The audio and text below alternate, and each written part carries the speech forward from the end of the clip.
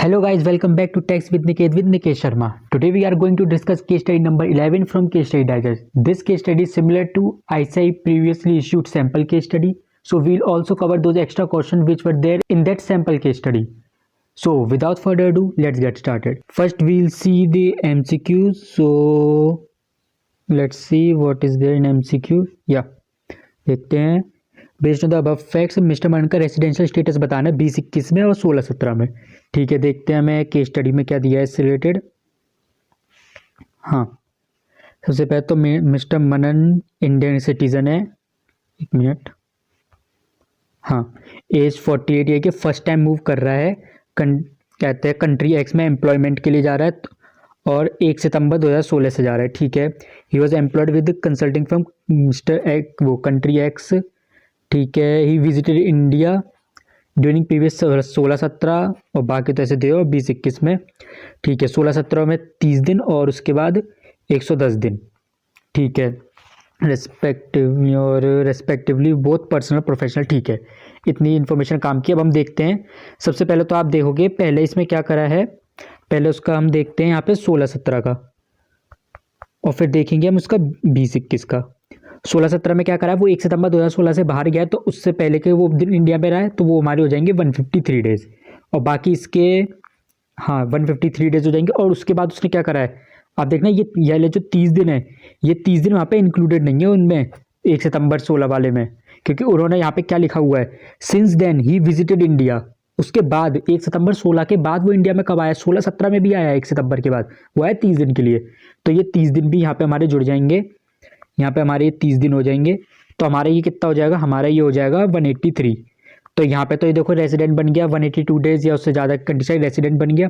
अब ROR NOR के लिए देखना पड़ता है, लास्ट बार 10 साल और 7 साल का डेटा देखना है, वो पहली बार इंडिया से बाहर गया है तो ये हमारा हो जाएगा ROR, क्योंकि इसकी वो दोनों कंडीशन भी सेटिस्फाई हो जाएंगी.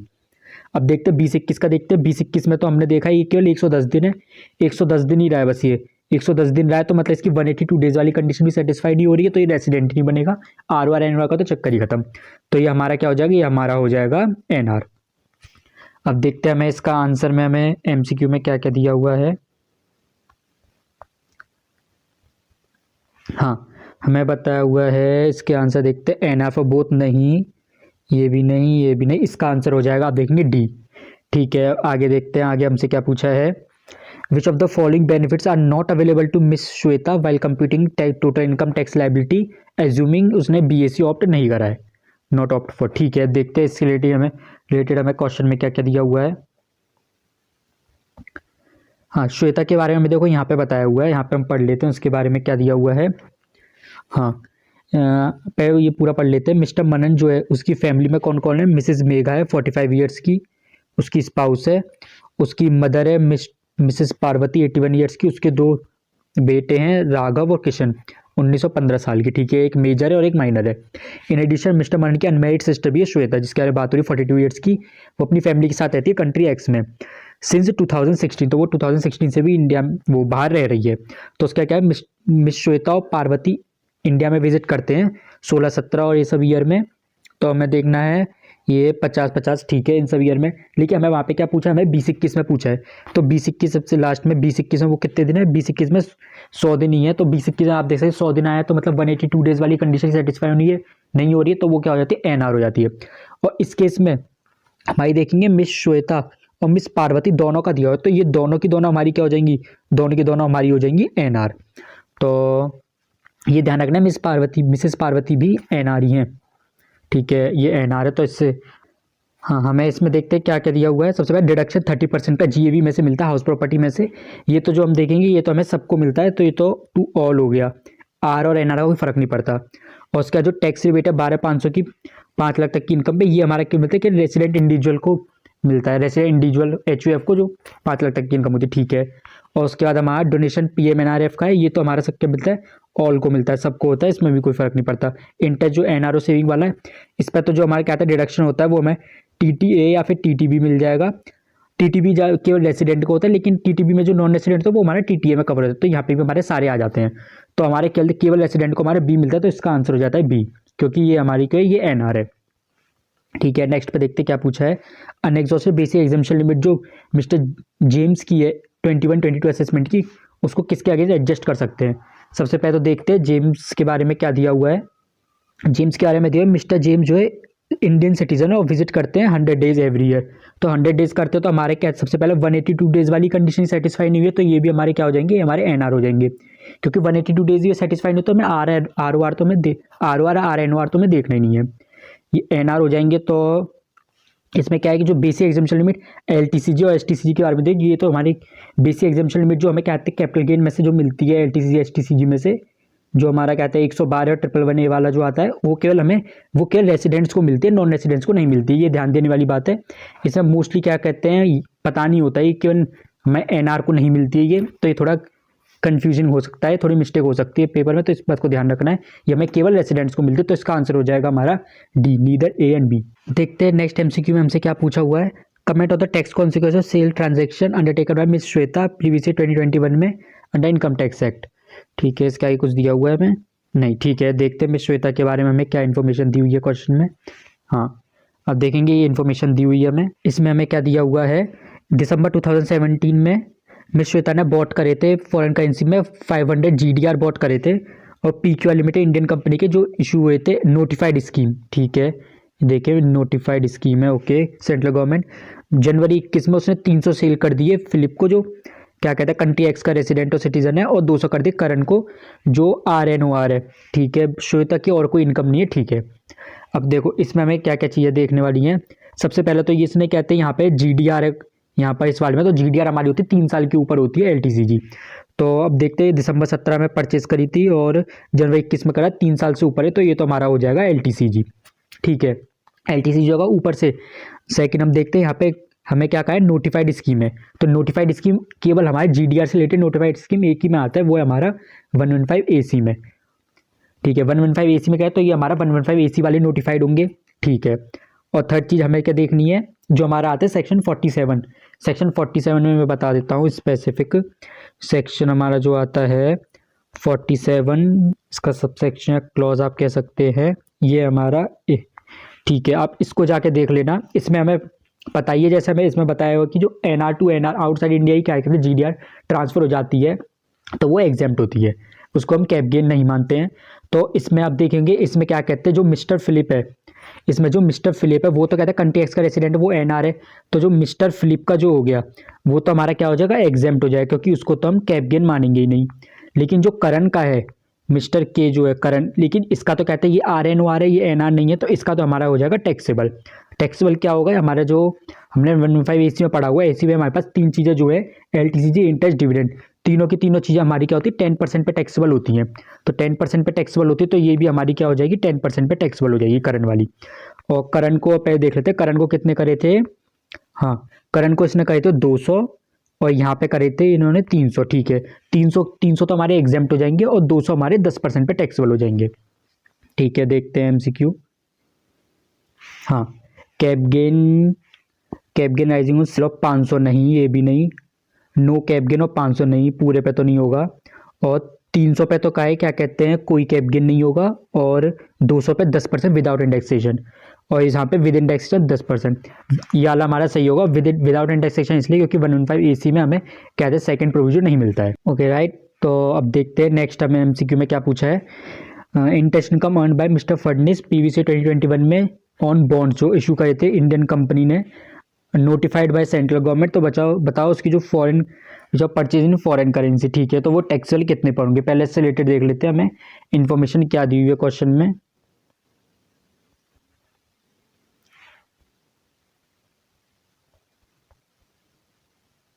ये देखो हमें यहाँ पे दिया हुआ है, यहाँ पे हमें क्या दिया हुआ, उसका जो मनन का फ्रेंड है मिस्टर फडनिस, वो सिटीजन है, कंट्री एक्स का रेसिडेंट है, उसने मनी बोरो करे हैं फ्रॉम मिस्टर मनन से और इन्वेस्ट कर दिए उसको बॉन्ड्स में। ठीक है, इंडियन कंपनी के बॉन्ड से, और फडनिस विजिट करता है 2021 में पीरियड 10 अप्रैल से 15 मई को, और interest on borrowing in foreign currency equivalent to 195 paid by Fadnis Manan को पे करी है कंट्री एक्स में। ठीक है, सबसे पहले तो उसने हमसे क्या पूछा है, वहाँ पे हमसे पूछा है बॉन्ड्स के ऊपर इंटरेस्ट का पूछा है, जो फडनिस की इनकम है, तो जो फडनिस ने जो यहाँ पे पे करी है जो 195, इसके बारे में कुछ नहीं पूछा, तो इस पर तो हमें ध्यान ही नहीं देना। जो यहाँ से यहाँ तक की जो है इन्फॉर्मेशन, ये तो हमारे लिए बिल्कुल ही यूजलेस है, तो इसको तो हमें देखो पढ़ना ही नहीं है, कन्फ्यूजन होगा। ठीक है, अब दूसरी इन्फॉर्मेशन हमें यहाँ पे इसके लिए दी हुई है, तो यहाँ पे पहले हम इसका रेजिडेंशियल स्टेटस देख लेते हैं। ये 10 अप्रैल से 15 मई तक है, तो यहाँ पे ये केवल 36 दिन है, तो ये तो हमारा हो जाएगा एनआर। देखो ये एनआर हो जाएगा। और यहाँ पे ठीक है, अब इसका बाद में देख लेते हैं नीचे हमें एमसीक्यू में क्या दिया हुआ है। यहाँ पे देखो 10, 15, 20 और नॉन टैक्सेबल हमें दो। अब देखो यहाँ पे इसको जो क्या कहते हैं, बॉन्ड्स पे इंटरेस्ट मिले, यहाँ पे भी देखो वही सेम है जो ऊपर हमने बताया था, notified by central government. Notified bond जो होते हैं वो हमें पता है 115 AC में बॉन्ड्स है वो नोटिफाइड होते हैं।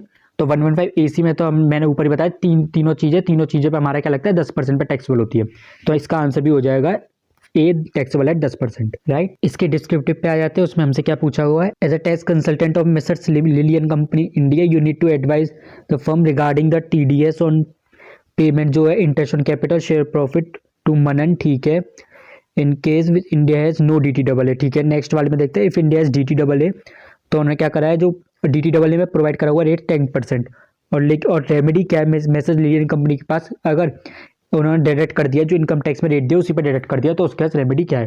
पहले इसका देख लेते हैं हमें क्वेश्चन में क्या दिया हुआ है।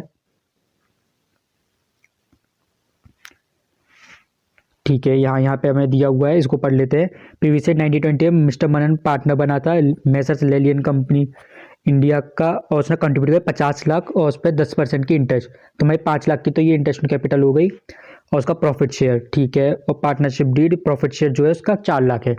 अब देखो जो प्रॉफिट शेयर है वो तो हमें पता है 10(2)A में वो हमारा हो जाता है एग्जेम्प्ट, उसमें कोई रेजिडेंट नॉन रेजिडेंट में कोई भेदभाव नहीं करा हुआ, वो तो सीधा हमारा हो जाएगा एग्जेम्प्ट। अब बात आती है इंटरेस्ट की। हमारे देखो जो सेक्शन 195 में TDS के बारे में जो कहता है एनआर का, कि मिस्टर मनन एनआर है हमारा 2021 में, वो एनआर के बारे में क्या कहता है TDS के में, कि अदर देन सैलरी और 194 LB LC LD, इन चारों चीज़ों को छोड़ के कुछ होता है तो वो 95 में आता है। अब क्योंकि ये इंटरेस्ट हमारा ना तो 194 LB LC LD किसी में नहीं है और सैलरी तो है नहीं, तो हमारा 195 में चला जाएगा। 195 में हमें रेट कितना दिया हुआ है, मैं सीधे रेट दिया हुआ है 30% का, तो ये क्या हो जाएगा 30% इस पर TDS डिडक्ट हो जाएगा, राइट। और उसके बाद जहाँ से आता है एक चीज़ और ये देख सकते हैं कि यहाँ पर जो ये पे करेगी जब इंटरेस्ट और क्या कहते हैं, या ये जो हमारा प्रॉफिट शेयर पे होगा, तो इस पर जो हमारा 15 CACB होगा वो तो फिल हो ही जाएगा। अब इसका हमें आंसर में क्या दिया हुआ है,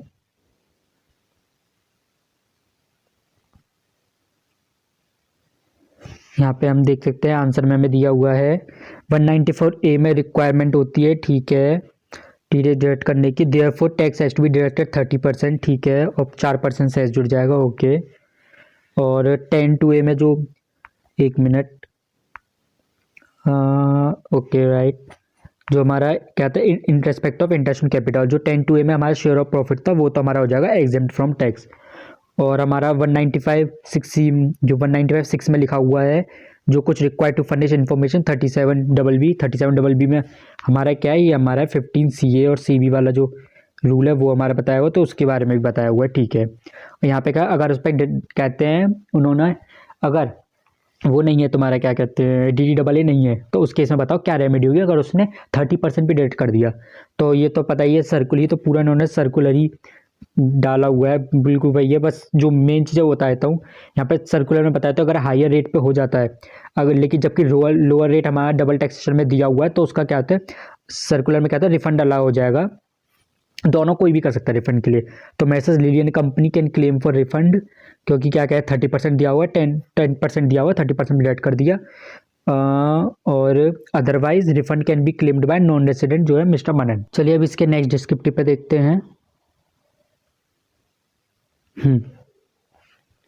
इसमें हमसे क्या पूछा है, यूजिंग द इन्फॉर्मेशन मिस्टर मनन की जो टोटल इनकम टैक्स लाइबिलिटी बतानी है 21-22 असेसमेंट की, रेसिडेंट वो कंट्री एक्स का मैं पता ही है, नो DTAA, और चैप्टर 12 इस पर लगा देना है। ठीक है, assuming that advance tax TDS नहीं, और इग्नोर करना है 48 जहाँ पे एप्लीकेट। ठीक है, अब देखो ये वाला जो क्वेश्चन है काफ़ी बड़ा क्वेश्चन है, तो इसको हम बिट्स एंड पार्ट्स में करेंगे, मतलब कि मैं थोड़ा थोड़ा आपको क्वेश्चन केस स्टडी वो पढ़ाऊंगा और उसके साथ साथ उसका बता दूंगा कि हमें आंसर में क्या दिया, क्योंकि अगर एक बार हम पूरी केस स्टडी पढ़ेंगे फिर एक बार में पूरा आंसर देखेंगे तो काफ़ी ज़्यादा कन्फ्यूज हो जाएगा, काफ़ी ज़्यादा याद भी नहीं रहेगा कि हमने ऊपर केस में क्या देखा था।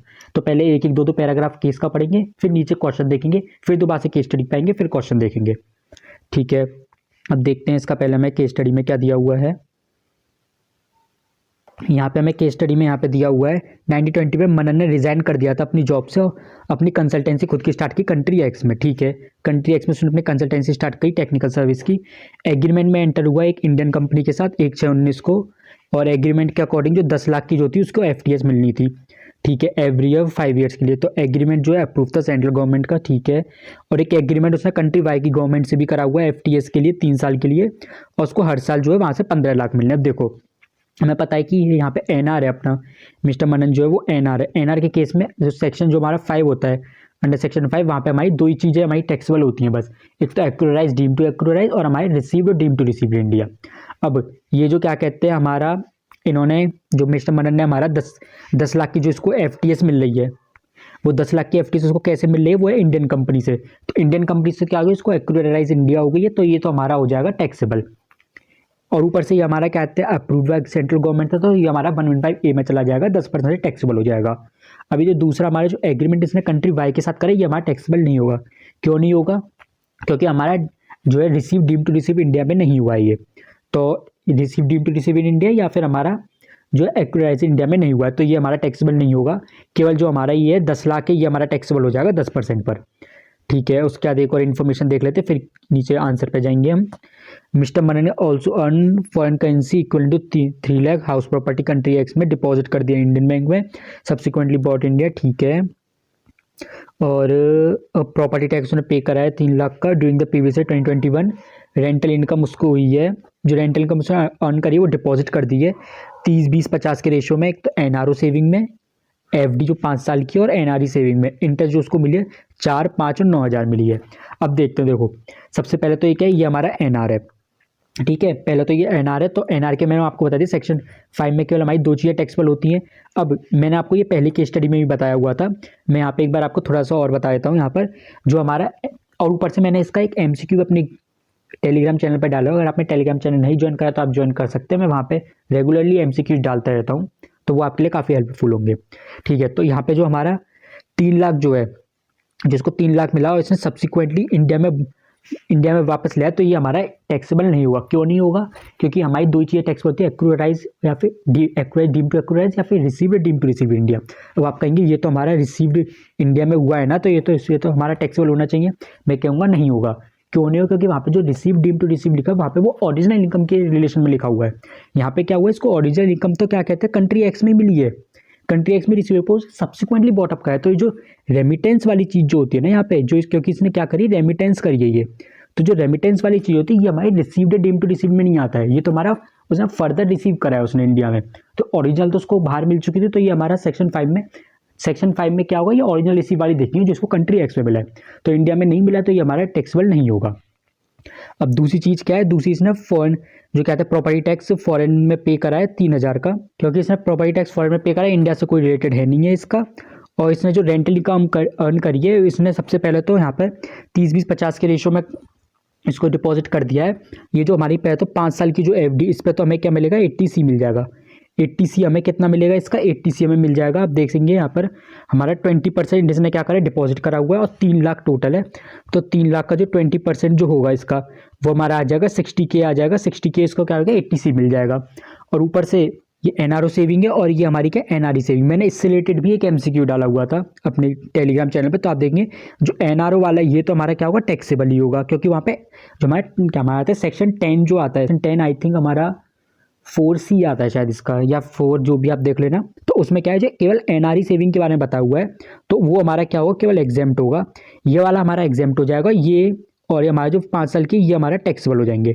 ये दोनों हमारे टैक्सेबल हो जाएंगे। लेकिन ये जो हमारे 4,000 है जो सेविंग अकाउंट का है, इससे रिलेटेड हमें इसको क्या मिल जाएगा, हमें मिल जाएगा TTA। देखो TTA मिल जाएगा, ये 5,000 का नहीं मिलेगा क्योंकि FD है, और ये ऊपर से ही कहते हैं वो सीनियर सिटीजन नहीं है, तो इसको FD का ही मिल जाता। लेकिन हाँ, वो भी नहीं मिलता, सॉरी, क्योंकि वो हमारे रेसिडेंट को मिलता TTB में। तो ठीक है, अब देख लेते हैं ये हमने जो बताया हुआ है, इस पर हमने देखा ये हमारा आंसर में कैसे दिया हुआ है। हाँ, ये आप देखिए, पहले तो इंटरेस्ट ऑन कैपिटल 5 लाख की जो थी ये हमारी टैक्सेबल हो जाएगी। ठीक है, और उसके बाद ये जो हमारा है, ये हमारा 4 लाख वाला, ये हमारा पूरा एग्जेम्प्ट हो गया। और FTS जो है इसको, जो इंडियन कंपनी का था वो हमारा इसका टैक्सेबल हो गया। और जो इसका कंट्री वाई वाला था वो इसका नहीं आया यहाँ पे, क्योंकि वो सेक्शन 5 में नहीं आता है। और इसके बाद हम देखते हैं यहाँ पर हमारा क्या था, 80C था, ठीक है। 80C में इसका क्या था हमारा, एक तो हमारा था टर्म डिपॉजिट था इसका 60,000 का, ठीक है। और इसका 4,000 की यहाँ पे हमारी आ गई TTA आ गई, और हाँ यहाँ पर हमारी दो जो थी 9,000 की, 4,000 और 5,000 की इसकी इंटरेस्ट भी आ गई। चलिए अब देखते हैं आगे हमें और क्या दिया हुआ है केस स्टडी में। हाँ, अब हम देखेंगे ऊपर वाला तो हमारा लगभग सारा पोर्शन हो ही गया है। मैंने आपको बताया था कोई एक पैराग्राफ हो जाता है तो वो बहुत कम चांसेस उसका दोबारा होगा, नहीं तो वो दोबारा कवर नहीं होता। अब देखेंगे यहाँ पर हमारा सब कुछ हो चुका है, तो अब हमारा इसको आगे हमें फर्दर कुछ और क्वेश्चन में नहीं देखना है, ठीक है। अब देखते हैं हमें इसमें क्या पूछा है नेक्स्ट में। ये हमारा जो है जून 20 को उसने सेल जो मैं कहते हैं शेयर सोल्ड करे PR प्राइवेट लिमिटेड के 12 लाख से सोल्ड करे, और HL प्राइवेट लिमिटेड के 9,30,000 में सोल्ड करें। परचेज करे थे इसने कन्वर्टेबल फॉरेक्स में परचेज करे थे, 1/12/17 को 6.20 के, और 1/1/20 को 7.50 के, ठीक है।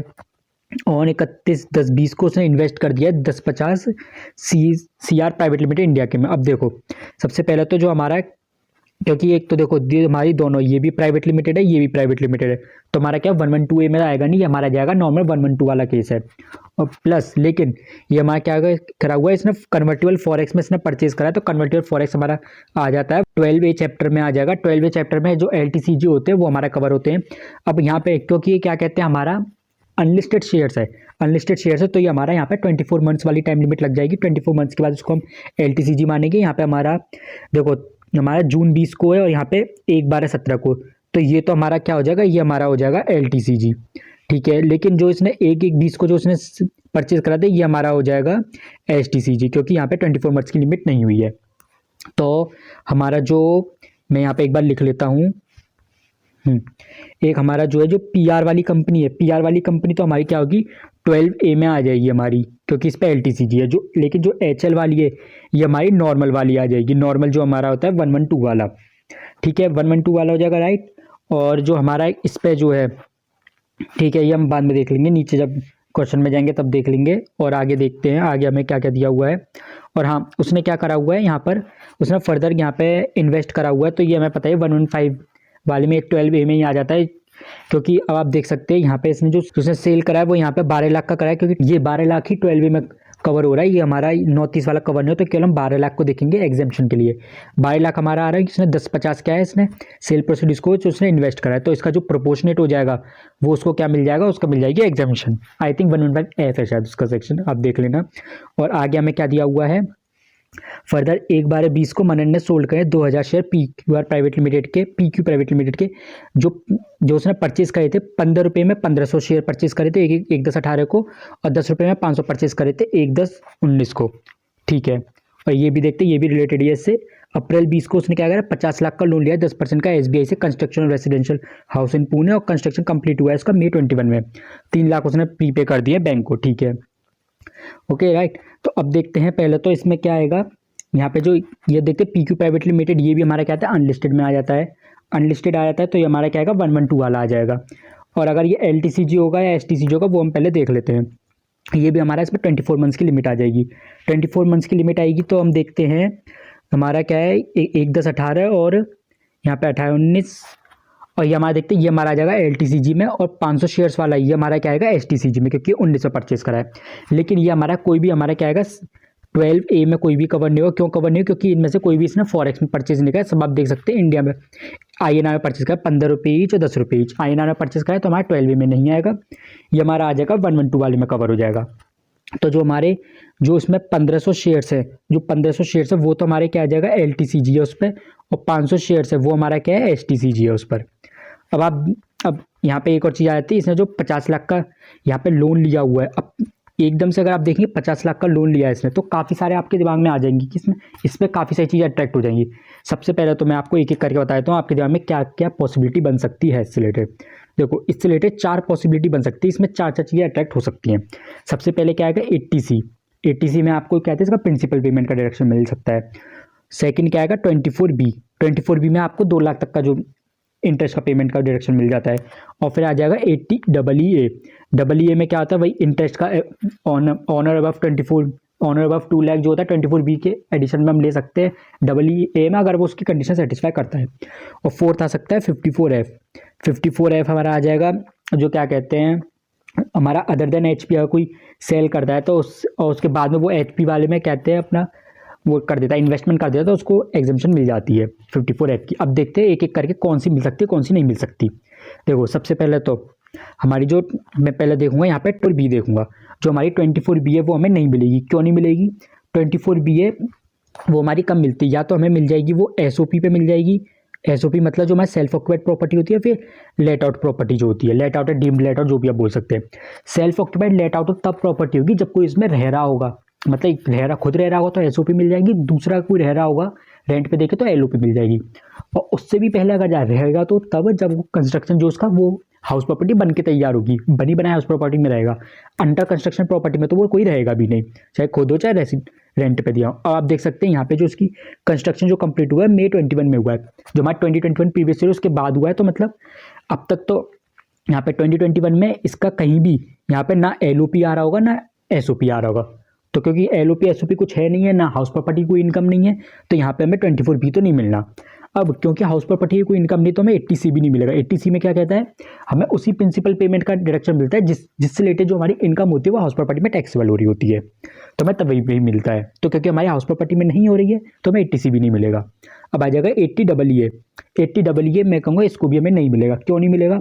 अब आप इसको अगर 80AA को ध्यान से पढ़ेंगे तो वहाँ पे हमें 80AA में हमें कब मिलता है, केवल जो हमारा एक्विजिशन के लिए होता है। और कोई एक्विजिशन के लिए लोन लेता है रेसिडेंशियल हाउस का, और जो 45 लाख वाली जो लिमिट है और विद इन टाइम लिमिट कहते हैं लोन सेक्शन होना चाहिए, वो सब बात अलग है, लेकिन एक्विजिशन के लिए होता है। अब देख सकते हैं यहाँ पे एक्विजिशन तो है नहीं, यहाँ पे क्या हुआ इसने कंस्ट्रक्शन के लिए लिया हुआ है, तो कंस्ट्रक्शन हमारा 80AA में कवर नहीं होता है, तो इसलिए हमें 80AA नहीं मिलेगा। अब आता है 54F। 54F का हमें क्या मिलता है, जो transfer of long term capital asset other than house property, या कोई ट्रांसफर करता है और फिर इन्वेस्टमेंट हाउस प्रॉपर्टी में कर देता है, चाहे इन्वेस्टमेंट कैसे एक्विजिशन से कर रहा हूँ या फिर कंस्ट्रक्शन से कर रहा हूँ, वो बात अलग है, दोनों में मिल जाता है हमें। और तो हमें यहाँ पे 54F हमें मिल जाएगा। अब 54F में भी क्या होता है, जो हमारा कहता है विद इन 3 ईयर जो है हमारा, विद इन 3 ईयर्स या तो हमारा क्या कहते हैं स्टार्ट हो जाना चाहिए, या फिर हमारा जो कंस्ट्रक्शन कंप्लीट हो जाना चाहिए, हमें तभी इसका डिडक्शन मिलता है। और आप अगर देखें यहाँ पे इस साले क्वेश्चन में आप देखें, जो इसका LTC है, जो LTCG जो इसका हुआ है वो हुआ है December 20 में, लेकिन जो इसका कहते हैं कंस्ट्रक्शन जो कंप्लीट हुआ है वो इसका कंस्ट्रक्शन कंप्लीट हुआ है May 21 में।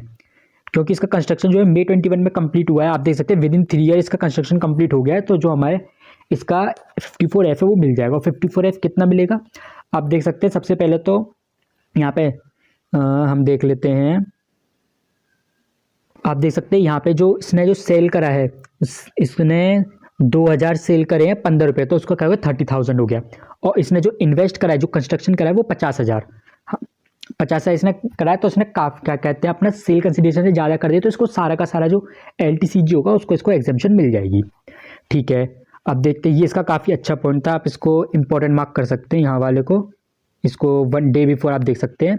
और अब आप देखते हैं नेक्स्ट में हमें क्या दिया हुआ, इसने परचेज करा है कैपिटल एसेट April 20 में और ट्रांसफर कर दिया same outside India mister James को, जो कंट्री एक्स में टैक्स पे करता है, और May 21 RDB एक तो इसने ट्रांसफर करी जो 1 लाख एलिमेंट इंडियन कंपनी की थी आउटसाइड इंडिया, ठीक है, और गवर्नमेंट सिक्योरिटीज़, ठीक है। देखो मैं आपको दोनों का बता देता हूँ। देखो ये जो हमारा RDB वाला है, RDB वाला तो हमारा सेक्शन 47 में आ जाएगा, स्पेसिफिक बताया था मैं, सेक्शन 47 में अगर आप ये वाला क्लॉज चेक करेंगे तो इसमें सेम लिखा हुआ है, जो NR टू NR ट्रांसफ़र हो जाती है आउटसाइड इंडिया, जो कि किसी इंडियन कंपनी की RDB होते हैं, तो वो हमारा क्या आता है 47 में आता है, उसको हम ट्रांसफ़र नहीं मानते हैं। और दूसरा जो हमारा गवर्नमेंट सिक्योरिटी वाला है, ये वाला हमारा किस में आ जाएगा, फिर 47 में आएगा। मैं इस पर स्पेसिफिक आपको बता देता हूँ, स्पेसिफिक आप देखेंगे ये वाला, ये भी हमारा आ जाता है government security NR to NR, जो intermediate through an intermediate dealing in settlement security, same दिया हुआ है, ये भी हमारा दोनों में कवर हो जाएगा। तो इसमें से तो हमारा कुछ भी जो है टैक्सेबल नहीं होगा, ये हमें ऐसे ही दिया हुआ था। अब इसके आंसर में देख लेते हैं हमें क्या दिया हुआ है।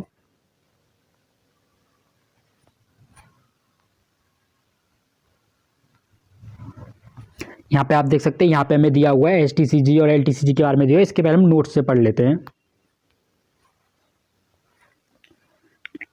हाँ यहाँ पे आप देख सकते हैं, सबसे पहले जो LTCG PR वाला है, जो PR वाला मैंने कहा था आपको, PR वाला तो हमारा जो 12A में आ जाएगा, जो हमारा 24 मंथ्स वाला है, ठीक है।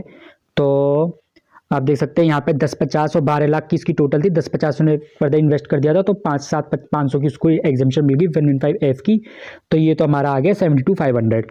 और बाकी जो हमारा HL वाला था, जो STCG था, वो उसका नॉर्मल जो हमने टोटल नॉर्मल कैलकुलेट कर दिया वैसे आ गया, ठीक है। और 12A में आपको पता है 12A में कोई भी इंडेक्सेशन नहीं मिलता है, तो इंडेक्सेशन यहाँ पे शॉर्ट टर्म में है तो वैसे भी नहीं, लेकिन जो ऊपर बात है उसमें भी इंडेक्सेशन का कोई मतलब नहीं बनता। कहाँ पर? यहाँ पे आपको क्या आप देखेंगे इंडेक्सेशन क्यों नहीं दिया हुआ यहाँ पे हमने, इसलिए इंडेक्सेशन नहीं दिया क्योंकि 12A वाले चैप्टर में नहीं मिलता। और आप देख सकते हैं ये वाला LTCG था जो उसका 1500 शेयर वाला था, उसमें क्या सीन है, ये तो 1500 ये सेल हो गई, ये 500 की यहाँ पे सेल हो गई, यहाँ पे एक्विजिशन 15,000, यहाँ पे 6,000 हो गया, और यहाँ पे LTC जो आ गया 7,500। आप देख सकते हैं यहाँ पे 54F की जो एग्जामेशन मिल गई है, क्योंकि 22,500 जो है इसका सेल कंसिडरेशन, सॉरी 22,500 तो वहाँ पे हमने 30,000 लिया था, सॉरी फॉर दैट। यहाँ पे 22,500 है और से with in prescribed limit 3 years की है, तो यहाँ पे 7,500 की पूरी एग्जामेशन मिल गई 154F की। और यहाँ पे ये STCJ यहाँ पे कुछ नहीं मिली है एग्जामेशन, यहाँ पे 1,500 रुपये का सीधे कैप गेन आ गया है। और हाँ, अब आप देखते हैं यहाँ पे जो हमारा ये LTCJ हमारा किस रेट से टैक्स होगा, मैं आपको पहले बता देता हूँ। यहाँ पे हमारा सबसे पहली बात तो यहाँ पे हमें इंडेक्सेशन नहीं मिलेगा, इंडेक्सेशन हमें नहीं मिलेगा। हमें यहाँ पे क्यों नहीं मिला आपको बता देता हूँ। आप अगर यहाँ पे सेक्शन 112 पढ़ते हैं, 112 में हमें स्पेसिफिक दिया हुआ है, उसमें कुछ कॉम्बिनेशन से दिया हुआ है ये वाला चीज़। यहाँ पे क्या है, पहले तो NR प्लस उस पर क्या होना चाहिए, उसको होना चाहिए LTCG प्लस उसको और क्या होना चाहिए, वो LTCG होना चाहिए अनलिस्टेड शेयर से। अगर ये तीनों चीज़ें सेटिस्फाई हो जाती हैं तो दो चीज़ें होंगी, उसके सबसे पहले जो LTC है वो 10% टैक्सेबल होगा, ठीक है, क्योंकि वहाँ पे वो 20% वाला नहीं लेंगे, कि यहाँ पे हमारा वो चीज़ नहीं मिलेगी जो हमारे 112 के प्रोविजन में लिखा हुआ जो 20% आफ्टर इंडेक्सेशन या 10% विदाउट इंडेक्सेशन, वो नहीं लगेगा, यहाँ पे सीधे हमारा 10% लगेगा। और हमारा इसमें क्या है, हमें ना तो हमें फर्स्ट प्रोविजन मिलेगा ना सेकंड मिलेगा, हमें कोई भी प्रोविजन नहीं मिलेगा, सीधे सीधे 112 में लिखा हुआ है, आप जाके चेक कर सकते हैं। तो हमारा 10% स्पेस हमारा 10% पे टैक्सेबल होगा, और यहाँ पे हमें इसलिए कोई इंडेक्सेशन नहीं मिला है क्योंकि यहाँ पे सेकंड प्रोविजन में नहीं मिलता। इसकी और इन्फॉर्मेशन देखते हैं हमें केस में क्या दी हुई है। हाँ, यहाँ पे पहले पढ़ लेते हैं हमें क्या क्या दिया हुआ है। मिसेस मेघा एक पेंटर है, अर्न करी है उसने 3 लाख की फ्रॉम एग्जीबिशन मुंबई, ठीक है। राघव कृष्ण है वो एजुकेशन उनकी कंट्री एक्स में, ठीक है। मनन जो पे कर रहा है राइट टैक्स में 60,000 पे कर रहा है, ओके। ये ट्यूशन फी के टुवर्ड्स है, और एक्सीलेंस अवार्ड मिला है 25,000 को, किसको, कृष्ण को मिला हुआ है दिल्ली में, ठीक है, ओके। पहले हम देख लेते हैं मिसेस मेघा वाला। मिसेस मेघा में जो अर्न करी है एग्जीबिशन से अर्न करी है, तो ये तो उसकी खुद की इनकम है, ये यहाँ पे कुछ नहीं होगा। राघव और कृष्ण का पहले हम देख लेते हैं। यहाँ पे जो राघव है, हमने जैसे ऊपर पढ़ा था राघव क्या है, राघव जो है हमारा मेजर है, और ये जो हमने कृष्ण का पढ़ा था, कृष्ण हमारा कौन है, ये हमारा माइनर है, ठीक है, ओके। तो हमारा इनका जो पे एनुअल फीस के लिए पे जो पे हो रहा है वो हमारा उसका 80C में हमें क्या होगा, 80C हमें नहीं मिलेगा। उसको क्यों नहीं मिलेगा, क्योंकि इनका स्कूल जो है बाहर है, आउटसाइड इंडिया है। 80C में केवल जो इंडिया में होता है उसका मिलता है, ठीक है, राइट। और कृष्ण जो है, कृष्ण हमारा क्या था, माइनर था। माइनर ने क्या है 25,000 की उसको साइंस ओलंपियाड से उसको एक्सीलेंस अवार्ड मिला, ये भी उसका नहीं है। क्यों नहीं आएगा, क्योंकि ये जो है उसके खुद के स्किल या फिर टैलेंट की वजह से उसको मिला हुआ है। स्किल टैलेंट वाला 64(1) में जो आता है 1A में, वो हमारा माइनर चाइल्ड का नहीं कंसिडर करते क्लबिंग के लिए, तो इसलिए हमारा नहीं आएगा। आगे देख लेते हैं आगे हमें क्या दिया हुआ है।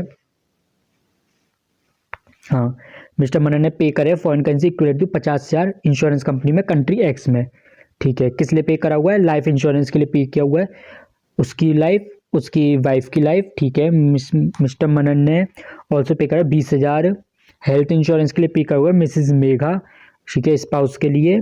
और मिसेस पार्वती अच्छा, ओके।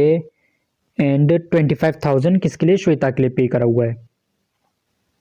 अब देखते हैं यहाँ पर क्या है हमारा जो 80D हमें जो मिलता है, मैं यहाँ पे लिख लेता हूँ। हाँ, हमें 80D जो मिलता है 2 पार्ट्स में, एक तो हमारा जो है फैमिली मेम्बर जो आते हैं, और एक जो हमारा आते हैं पेरेंट्स, ठीक है। फैमिली मेम्बर्स में क्या आता है, खुद हिमसेल्फ या फिर डिपेंडेंट आ जाते हैं। तो उसने अपने लिए क्या करा हुआ है, यहाँ पर उसने क्या करा हुआ है, सबसे पहले तो 50,000 उसने इंश्योरेंस LIC के लिए दिया। 50,000 तो हमें क्या होगा 80C में हमें मिल जाएगा सबसे पहले तो। और सेकंड हमारा जो है यहाँ पर उसने खुद के लिए और मिसेस मेघा के लिए क्या करा हुआ है, 20,000 पे करे हुए हैं हेल्थ इंश्योरेंस के लिए। तो ये 20,000 तो उसको क्या हो जाएगा, यहाँ पे उसको 80D मिल जाएगा अपना और अपनी वाइफ का 20,000।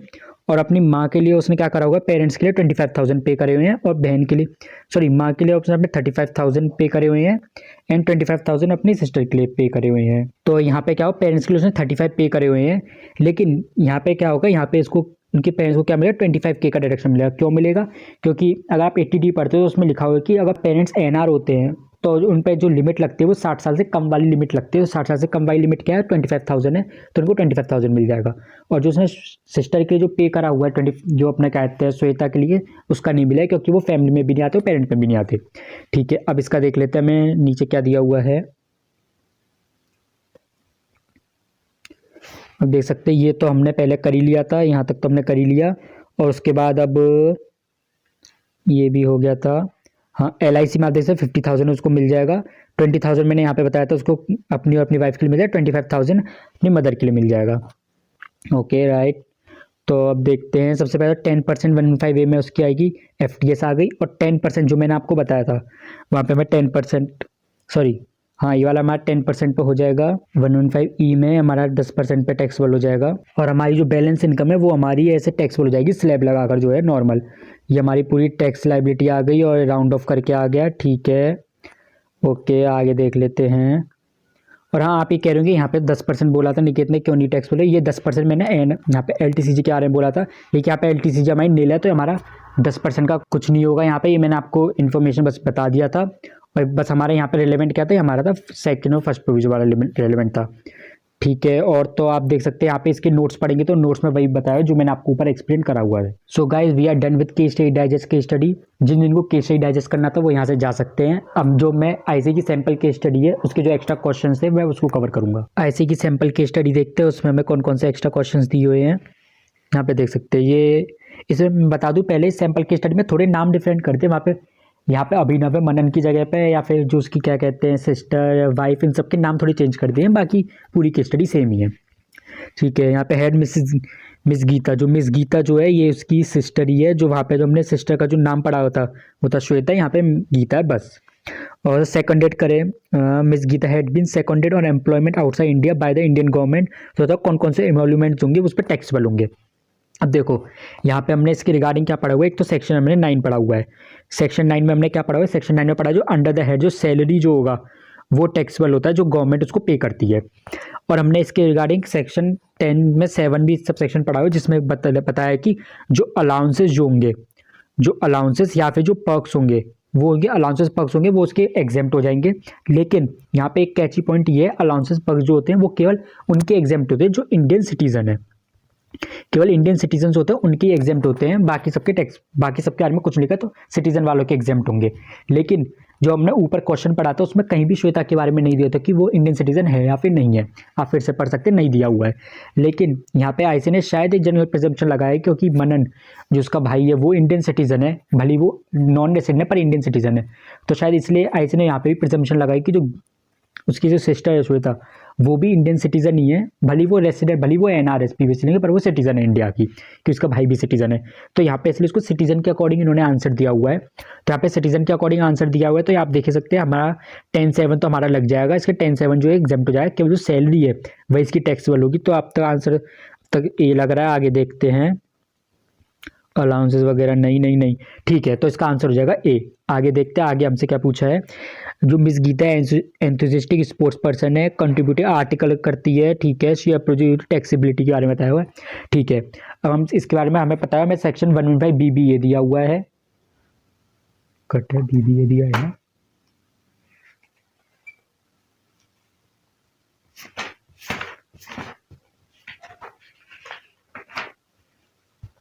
BBA में हमें क्या देगा, 20% पे टैक्सेबल होता है इस तरह की जो हमारी इनकम है, ये जो आर्टिकल में जो कंट्रीब्यूट करती है गेम से रिलेटेड जो आर्टिकल होता है। लेकिन वहाँ पे हमें क्या दें, वहाँ पे हमारी 2 कंडीशन, एक तो NR होना चाहिए प्लस वो नॉन सिटीजन होना चाहिए। ये NR तो है पर ये नॉन सिटीजन यहाँ पे नहीं है। ऐसे ना ऊपर ही आप देख सकते हैं MCQ में इसको सिटीजन की तरह ट्रीट करा था, तो इसमें भी हम सिटीजन की तरह ट्रीट करेंगे। तो इस पर जो है नॉर्मल स्लैब रेट लग जाएगा, ना कि 20% जो है इस पर नहीं लगेगा। आंसर होता है इसका D।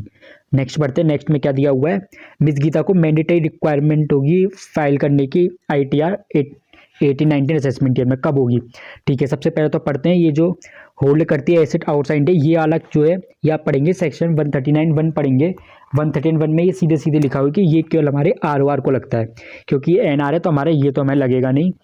और ऊपर से क्या दिया हुआ है, income exceeding basic exemption limit but after taking chapter 6 से तो वो बिलो हो जाती है। ठीक है, ये वाला जो हमें ये हमें 6th प्रोविजन में दिया हुआ है, तो इसमें तो उसको फाइल करना पड़ता है। तो ठीक है, अब तक तो करेक्ट, अब तक तो ये लग रहा है। आगे देख लेते हैं।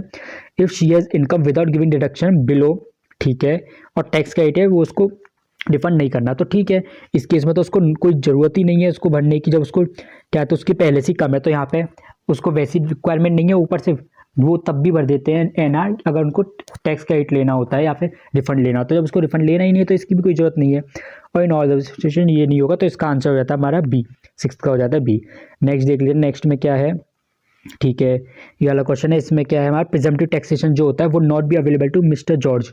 ठीक है, आप देखेंगे इससे रिलेटेड हमारे शिप्स पे भी होता है, एयरक्राफ्ट पे भी होता है, सिविल कंस्ट्रक्शन पे भी होता है, flying hiring of goods carriage जो होता है, इन चारों पे होता है। लेकिन आप देखेंगे ये वाला जो हमारा होता है सिविल कंस्ट्रक्शन वाला जो होता है, सिविल कंस्ट्रक्शन हमारा केवल फॉरेन कंपनीज को अलाउड होता है। ये बाकी तीनों जो है ये हमारे NRFC दोनों पे होते हैं।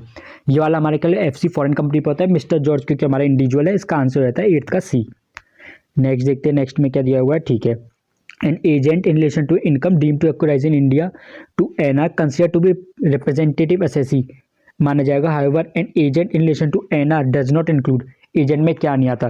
तो इससे रिलेटेड तो आप सीधे सेक्शन 163 पढ़ लेना।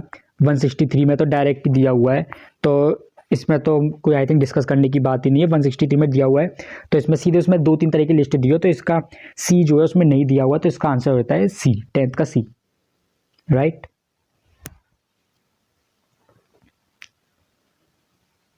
ये अब थोड़ा ये उसी के बाद आ जाएगा, राइट के बाद आ जाएगा।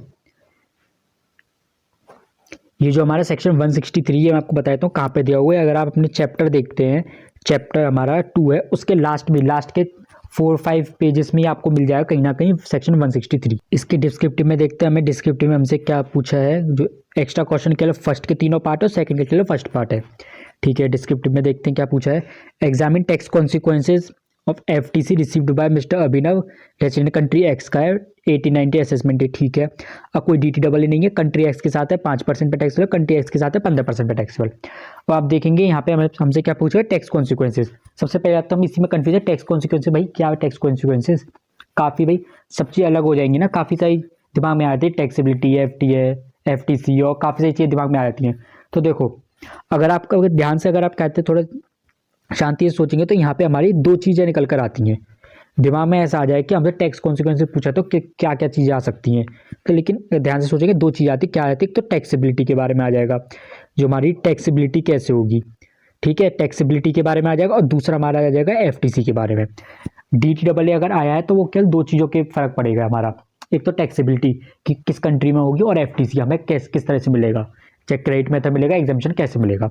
और अगर हम यहाँ पे वैसे तो मैं कहूँगा अगर कॉन्सिक्वेंसेज दिए हैं तो दोनों तरह की चीज़ें आप लिख कर आओ, वैसे तो टू बी सेफर साइड की हो सकता है इसने टैक्सेबिलिटी के बारे में आंसर में दे के FTC दिया क्या दोनों दिया है। तो लेकिन अगर आप देखेंगे इस क्वेश्चन में FTC रिगार्डिंग हमें कभी भी कुछ भी नहीं बताया हुआ है यहाँ पर, तो FTC को हम इस क्वेश्चन में इग्नोर करेंगे। ये तो मैं वैसे इसलिए बता रहा हूँ क्योंकि मैंने आंसर देखा हुआ है, लेकिन अगर एग्जाम में क्वेश्चन आता तो कहीं पे दिमाग में नहीं आता कि FTC के बारे में नहीं लिखना है, तो to be on safer side आप दोनों के बारे में लिख के आ सकते हैं कि FTC हमें सेक्शन 90 के अकॉर्डिंग मिलेगा या फिर 91 के अकॉर्डिंग मिलेगा, जैसे भी। और टैक्सेबिलिटी तो एज पर जो DTEE है जिस तरह से दिया हो उसी के अकॉर्डिंग लिखेंगे। ठीक है, पहले हम देख लेते हैं हमसे क्या क्या है। पहले तो अगर इस पर DTEE नहीं है, DTEE नहीं है तो हमारा FTC पे तो हमें पता है 115A लग जाएगा, उसमें हमारा 10% पे टैक्सेबल हो जाएगी, इंडिया में ही हो जाएगी, कोई डाउट नहीं है। और हमारा 5% या 15%। अब देखो यहाँ पे हमें नहीं बताया कि हमारा OECD है या फिर UN मॉडल है, तो इसमें क्या होगा हमारी 2 चीज़ें आ जाएंगी। सबसे पहले तो OECD भी हो सकता है और हमारा UN मॉडल भी हो सकता है। OECD में क्या होगा, OECD में आप देखेंगे FTC जो होता है वो हमारा आर्टिकल 7 में जाता है, जो हमारा बिजनेस वाला जो होता है, बिजनेस प्रॉफिट। आर्टिकल 7 हमारा कहता है PE के अकॉर्डिंग चलता है, क्योंकि इसकी कोई PE नहीं है, इसकी कोई PE नहीं है, तो हमारा ये किस में टैक्सेबल हो जाएगा, ये हमारा हो जाएगा रेसिडेंट कंट्री में टैक्सेबल, रेसिडेंट कंट्री में टैक्सेबल हो जाएगा। रेसिडेंट हमारी ये किस कंट्री का, रेसिडेंट है कंट्री एक्स का, तो कंट्री एक्स में टैक्सेबल हो जाएगी। और UN मॉडल में, लेकिन UN मॉडल में तो हाँ, जो हमारा UN मॉडल है सबसे पहले कौन सा लग जाएगा, सबसे पहले हमारा आर्टिकल लग जाएगा 12A। UN मॉडल तो देखो हमारा दो वो परसेंटेज पे करता है, यूएन मॉडल की किस परसेंटेज दिया हुआ है। तो यहाँ पे हमें 2% दिया हुआ है, 5% दिया हुआ है, 15% दिया हुआ है। और देखो यूएन मॉडल में यहाँ पे लिखा हुआ है कि अगर आपका टैक्स जो सोर्स कंट्री में जो टैक्सेबल है वो अगर आपका less than equal to specified percentage होता है जो DT में दिया है तो सोर्स कंट्री में होगा, ग्रेटर देन परसेंटेज होता है रेसिडेंट में होगा। आप देखोगे यहाँ पर जो है 5% दिया हुआ है, लेकिन हमारा जो सोर्स कंट्री है जो इंडिया है वहाँ पे तो हमारा 10% पे टैक्सेबल होता है, 10% पे टैक्सेबल होता है, तो वो हमारे 10% क्या 5% से ज़्यादा है, ग्रेटर देन है, तो ग्रेटर देन है तो हमारा 5% के केस में क्या होगा, रेसिडेंट कंट्री में टैक्सेबल हो जाएगा। अब 15% जो हमारा 10% जो हो गया tax in source country is less than equal to tax जो हमारे DT में, क्योंकि जो है 10% लेस देन इक्वल टू 15%, तो इस केस में हमारा सोर्स कंट्री में टैक्स हो जाएगा। सोर्स कंट्री मतलब हमारा कंट्री एक्स में टैक्सेबिलिटी हो जाएगी इसकी, सॉरी कंट्री एक्स नहीं, यहाँ पे हमारी सोर्स कंट्री क्या है, सोर्स कंट्री है हमारी इंडिया, तो हमारे इंडिया में टैक्स आएगा। ठीक है, अब देखते हैं नेक्स्ट क्वेश्चन में हमसे क्या है, इसको भी मैं देख लेंगे साथ में। नीचे हमें क्वेश्चन में क्या दिया है देख लेंगे साथ में। In case of mister Abhinav fails to furnish PAN ABC, तो बताओ वो TDS किस पे डायरेक्ट करेगा, रेसिडेंट कंट्री एक्स का है। ठीक है, अब देखो यहाँ पे हमारे इससे रिलेटेड हमने क्या पढ़ा हुआ है, यहाँ पे हमने सेक्शन पढ़ा हुआ है 206 पढ़ा हुआ है। 206 में मैं आपको स्पेसिफिक बताया था, 206 में हमने पढ़ा हुआ है AA। 206 से AA हमने जो सेक्शन पढ़ा हुआ है उसमें हमने पढ़ा हुआ है, क्या पढ़ा हुआ है उस पर हमारा हायर जाता है। हायर किस चीज़ का जाता है, 3% का, 20% रेट्स इन प्रोविजन और रेट्स इन फोर्स, जो हमारा रेट्स इन फोर्स जो है इसका, इन तीनों का क्या है हायर जाता है, उस पर हमारा टैक्सेबल होता है अगर कोई पेन नहीं देता है।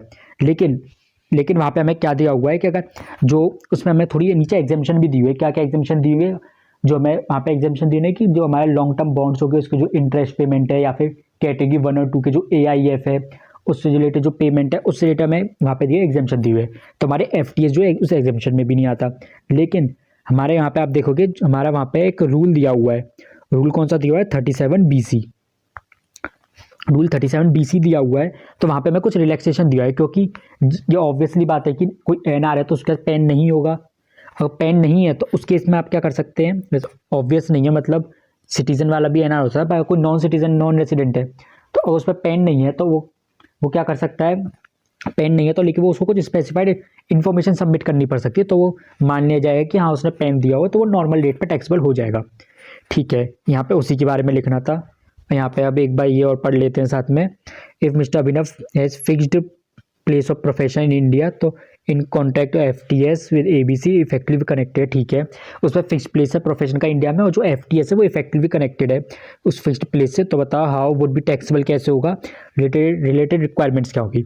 इसमें तो हमें 44DA लगा देंगे सीधे, 44DA में सीधी बात है PE होती है, PE से इफेक्टिवली कनेक्टेड होती है जो हमारी रॉयल्टी FTS है, तो वो हमारी यहाँ पे आ जाती है।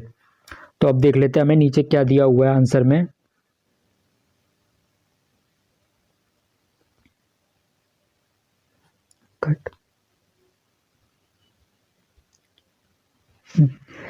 यहाँ पे हमें आंसर में दिया हुआ है, सबसे पहले तो 115A के बारे में दिया हुआ है। यहाँ पे नो डिडक्शन, कोई भी एक्सपेंडिचर का डिडक्शन नहीं मिलेगा। ठीक है, ये पता ही है। और सेंट्रल गवर्नमेंट ने कुछ बताया हुआ है, देयरफॉर DTAA जो लोअर रेट है 10%, देन DTAA वुड अप्लाई। ठीक है, यहाँ पे थोड़ा बहुत जनरल बातें बताई हैं। 10% यहाँ पे कैसे ले लिया बता देता हूँ।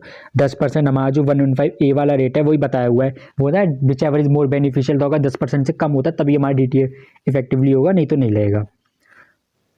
अब देख सकते हैं ये क्वेश्चन काफ़ी वेग, मतलब काफ़ी वेग नहीं, काफ़ी ओपन एंडेड, तो इसमें कुछ भी आंसर में आ सकता है। तो अब देख लेते हैं इसमें ICAI ने क्या लिखा हुआ है। Since India does not have DTAA, तो 10 लाख पे सीधा हमारा 115A लग जाएगा 10% का। ठीक है, क्योंकि 5% पे टैक्सेबल है विच, और हमारा जो 115A हायर रेट प्रोवाइड करता है, और तो हमारा क्या हो जाएगा, हमारा DTAA मोर बेनिफिशियल है। ठीक है, लेकिन उसको TRC सबमिट करना पड़ेगा। ठीक है, और उसमें क्या दिया हुआ है, also has to furnish other information, लेकिन अदर इन्फॉर्मेशन उसको तभी सबमिट करनी पड़ती है अगर वो TRC में वो सब इन्फॉर्मेशन नहीं दी हुई है। अगर TRC में वो इन्फॉर्मेशन दी हुई है तो उसको नहीं सबमिट करनी पड़ती। ठीक है, और FTC अगर 10%, FTS जो हमारा 10% पे टैक्स होता है 115A में, और DTAA में हायर रेट प्रोवाइड करा हो, तो हमारा जो एक्ट है वो हमारा बोर्ड बेनिफिशियल है। ठीक है, हमने जो बताया था वो भी लिख देते तो भी सही है, क्योंकि काफ़ी ओपन एंडेड क्वेश्चन है, तो उसमें आप कैसे एक्सपेक्ट करेंगे कि ICAI ने ये दिया होगा, ऐसे और भी कुछ दे देता तो वो भी मान लेते, पर हम मोर और लेस तो हमारी मतलब यही था जो यहाँ पे लिखा हुआ है। ठीक है, अब उसमें देखते हैं, उसमें TDS की जो बात करी हुई थी, TDS की बात यहाँ पे करी, यहाँ पे तो सीधे हमारा प्रोविजन लिखा हुआ है, आप देख सकते हैं। और उसके बाद हमारे यहाँ पे रूल के बारे में फॉर रिड्यूसिंग कंप्लायंस, यहाँ पे थोड़ी बहुत जो बताया हुआ है, ठीक है। और रूल के बारे में बताया कि रूल में हमें क्या है, थोड़ी बहुत अगर हम इन्फॉर्मेशन दे देते हैं तो मान लिया जाता है कि उसने पेन सबमिट कर दिया है और नॉर्मल रेट पे डायरेक्ट हो जाता है। However if mister Abhinav fails to furnish PAN, तो वो अब इन्फॉर्मेशन सबमिट करके 10% जो उसका नॉर्मल टीडीएस रेट है उस पर कर सकता है। पर अगर वो फर्निश नहीं करता है तो उसका 20% टीडीएस कटेगा। 20% कैसे कटेगा, वो है 115 ए का हमारा दिया, रेट्स इन फोर्स 10% दिया, 20% विच एवर इज हायर, जो हमारा 20% आ गया, ये हमें यही चीज़ दी हुई है।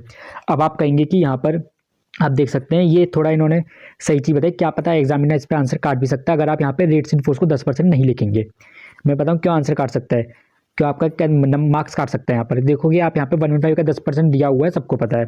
20% यहाँ पे 206AA में दिया, वो भी पता है। अब आपको 10% से भी कंपेरिजन करना होता है इसको 10% से।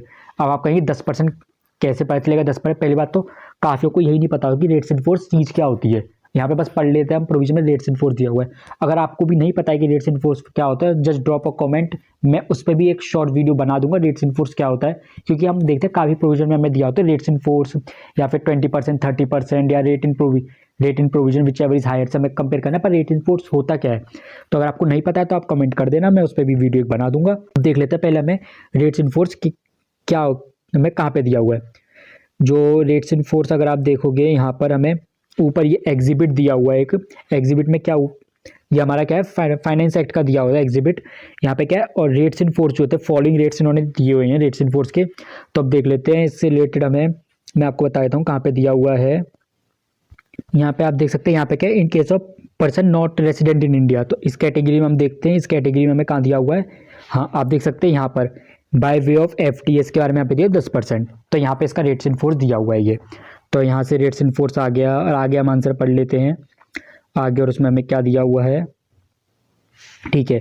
अब मैं बताया था 44 DA है, तो 44 DA के बारे में बताया हुआ है यहाँ पर। और मिस्टर अभिनव को कुछ रिक्वायरमेंट मेंटेन करनी पड़ेगी, मेंटेन बुक्स है 44A में, AA में, और उसको ऑडिट भी कराना पड़ेगा। फिक्स प्लेस ऑफ बिजनेस, यहाँ पे आप देख सकते हैं जनरल एक प्रोविजन के बारे में बताया हुआ है, तो आप नॉर्मली पढ़ लेंगे, वहीं से हो जाएगा काम। अब हम इसका लास्ट क्वेश्चन पढ़ते हैं, उसमें हमसे क्या पूछा हुआ है।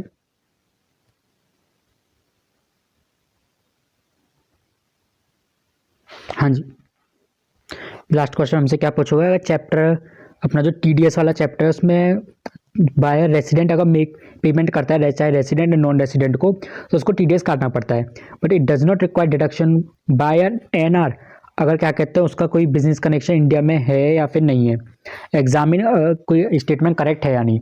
तो ये तो हमारा सीधे सीधे इन्होंने क्या एक्सप्लेनेशन के ऊपर पूछ लिया। अगर एक्सप्लेनेशन देखते हैं, एक्सप्लेनेशन कहाँ पे दी हुई है, 195 में एक्सप्लेनेशन दी हुई है, उसमें सीधे लिखा हुआ है चाहे तुम्हारा बिजनेस कनेक्शन हो या ना हो, और तो अब तुम्हें TDS काटना पड़ेगा। और दूसरी बात, वहाँ पे ऊपर सबसे पहले 195 में लिखा एनी पर्सन, कोई पर्सन अगर कोई इनकम इंडिया में चार्जेबल होती है वो पेमेंट करता है NRFC को, फॉरेन कंपनी को या NR को, अदर देन सैलरी या फिर 194 LB LC LD, इन चार चीज़ों को छोड़ के, या कोई इंडियन जो टैक्सेबल है वो इनकम अगर किसी को NRFC को देता है तो उसको TDS काटना पड़ेगा, एनी पर्सन, चाहे वो NR हो या फिर रेसिडेंट हो, कोई भी हो।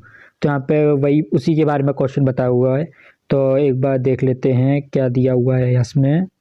हाँ आप देख सकते हैं ये स्टेटमेंट गलत है, वहाँ पे एनी पर्सन दिया है, एनी पर्सन इंटेंडेड टू मतलब है दो बोथ आ जाते हैं हमारे, तो इसमें पे ही हमारे नॉन रेसिडेंट भी हो सकता है। और एक्सप्लेनेशन का भी इन्होंने रेफरेंस दिया हुआ है, तो ऑब्लिगेशन टू कंप्लाई विद 195(1) की जो एक्सप्लेनेशन है, shall be deem to have, क्या दिया हुआ है, हाँ, deem to have always applied extend to all person, चाहे रेसिडेंट नॉन रेसिडेंट हो, रेसिडेंस या फिर प्लेस ऑफ बिजनेस इंडिया में है या फिर any other presence whatsoever. So yeah friend, that brings us to the end of this video. If you have any doubt regarding this case study or in paper 6 in general, just drop a comment, I'll reply to you for sure. If you have a little extra time, you can join our Telegram channel. I post regularly MCQs there, and you can also discuss with me your queries. So if you like this video, just hit the like button to appreciate the efforts, hit the subscribe button. We'll meet in the next video with next case study. Till then, take care and bye bye.